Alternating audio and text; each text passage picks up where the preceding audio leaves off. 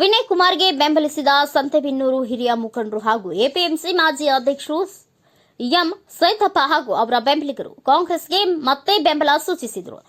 ಈ ಸಮಯದಲ್ಲಿ ಮಾತನಾಡಿದ ಸಿದ್ದಪ್ಪನವರು, ವಿನಯ್ ಕುಮಾರ್ಗೆ ಬಿಜೆಪಿಯವರು ಕೋಟಿಗಟ್ಟಲೆ ಹಣ ಕೊಟ್ಟು ಕಾಂಗ್ರೆಸ್ ಓಟನ್ನ ಕೆಡಿಸುವುದಕ್ಕಾಗಿಯೇ ಕುತಂತ್ರ ನಡೆಸಿದ್ದಾರೆ ಎಂದು ನೇರವಾಗಿ ಆಪಾದನೆ ಮಾಡಿದರು. ಹಾಗೆ ಜಿಎಂ ಸಿದ್ದೇಶ್ವರ ಕೊಡುಗೆ ಶೂನ್ಯ ಹಾಗೂ ನಮ್ಮೂರಿಗೆ ಕಾಲು ಇಡಲು ಯಾವ ನೈತಿಕತೆಯೂ ಇಲ್ಲ ಎಂದು ಘೋರವಾಗಿ ಆಪಾದಿಸಿದರು.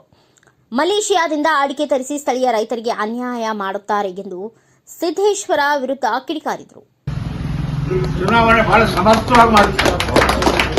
ಸಮರ್ಥವಾಗಿ ಮಾಡೋಣ, ಸಣ್ಣ ಪುಟ್ಟ ವಿಚಾರಗಳನ್ನು ಮರೆಯೋಣ. ಇದೆಲ್ಲರೂ ಕೂಡ ಜೊತೆಗೆ ಕಾರ್ಯಕರ್ತರು ಕೆಲವರು ಆ ಕಡೆ ಈ ಕಡೆ ಏನೋ ಸ್ವಲ್ಪ ಆಗಿದೆ, ಅದಾಗದ್ ಬೇಡ. ಯಾಕಂತ ಹೇಳಿದ್ರೆ ಭವಿಷ್ಯ ಸಂತೆಬೆನ್ನೂರಿನಾಗೆ ವಿನಯ್ ಕುಮಾರ್ಗೆ ಮೊದಲನೇ ಸ್ನೇಹಿತ, ಮೊದಲನೇ ವಿಶ್ವಾಸಿಕ ನಾನೇ. ಆತನನ್ನ ನಮ್ಮೂರಿಗೆ ಕರೆದು ಮೆರವಣಿಗೆ ಮಾಡಿ ಬಸ್ ಸ್ಟ್ಯಾಂಡ್ನಾಗೆ ಫಂಕ್ಷನ್ ಮಾಡಿ ಆತ ಹೇಳಿದ್ದ ಒಂದು ಮಾತು ನಮಗೆ, ಕಾಂಗ್ರೆಸ್ ಪಕ್ಷ ಟಿಕೆಟ್ ಕೊಟ್ಟರೆ ನಿಲ್ತೀನಿ, ಇಲ್ಲಾಂದ್ರೆ ನಿಲ್ಲೋದಿಲ್ಲ ಅಂತ ಹೇಳಿದ್ದ. ಜೊತೆಗೆ ವಿನಯ್ ಕುಮಾರ್ ಗೆಲ್ತಾರೆ ಅಂದ್ರೆ ನಾವೆಲ್ಲ ಹೋಗೋಣ, ಹೋಗಿ ಕೆಲಸ ಮಾಡೋಣ. ಆತ ನಮ್ಮ ಹಿಂದುಳಿದವನು, ದಲಿತ, ಆತನಿಗೆ ಕೆಲಸ ಮಾಡೋಣ. ನಾವು ಗೆಲ್ತಾನೆ ಅಂದ್ರೆ ಗೆಲ್ತಾನ.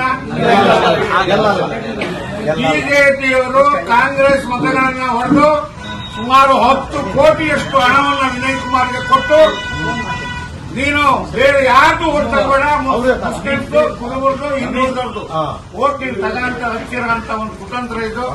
ಆದ್ರೆ ವಿನಯ್ ಕುಮಾರ್ಗೆ ನಮಗೆ ಆಶೀರ್ವಾದ ಐತೆ, ಆತ ನೀನು ಬೆಳಕಿಯ ಬೇಡ ಅಂತ ನಾವು ಹೇಳಿದ್ವಿ. ಮೊನ್ನೆ ಕೂಡ ನನ್ನ ಮನೆಗೆ ಬಂದಿದ್ರು, ನಿಮಗೆ ಗೊತ್ತಿದ್ರು. ಮೊನ್ನೆ ಕೂಡ ಬಂದಿದ್ರು, ಇಲ್ಲಿ ಊಟ ಮಾಡಿ ಕಳಿಸ್ತೀನಿ ನಾನು ಹೋಟ್ಲಲ್ಲಿ. ದಯವಿಟ್ಟು ಬೇಡ, ಸಿದ್ದರಾಮಯ್ಯ ನಿಮ್ಮ ಹತ್ರ ಚೆನ್ನಾಗಿದ್ದಾರೆ. ಚುನಾವಣೆ ಆದ ತಕ್ಷಣ ಯಾವ್ದಾರ ಒಂದು ಬೋರ್ಡ್ ಚೇರ್ಮನ್ ಇನ್ನೊಂದು ಏನೋ ಒಂದು ಆಗ್ತೀರಿ, ಒಂದು ವಿಧಾನ ಪರಿಷತ್ ಸದಸ್ಯರು. ಏನು ಭವಿಷ್ಯದ ಆಲದ ಮರ ಇದು ಕಾಂಗ್ರೆಸ್ನ ಆಲದ ಮರದ ವ್ಯವಸ್ಥೆ ಇಲ್ಲಿ ನೀವು ಹೋಗಂತೀರಿ ಅಂತ ಹೇಳಿದ್ವಿ. ಹಂಗಾಗಿ ದಯಮಾಡಿ ಗೆಳೆಯರು ಕೆಲವರು ಹೋಗಿದ್ದಾರಂತೆ, ಅವ್ರನ್ನೆಲ್ಲರೂ ವಾಪಸ್ ಕರ್ಕೊಂಬರಕ್ಕೆ ಎಲ್ಲರೂ ಕೂಡ ಪ್ರಯತ್ನ ಮಾಡೋಣ. ದಯವಿಟ್ಟು ನೀವೆಲ್ಲರೂ ಪ್ರಯತ್ನ ಮಾಡಿ.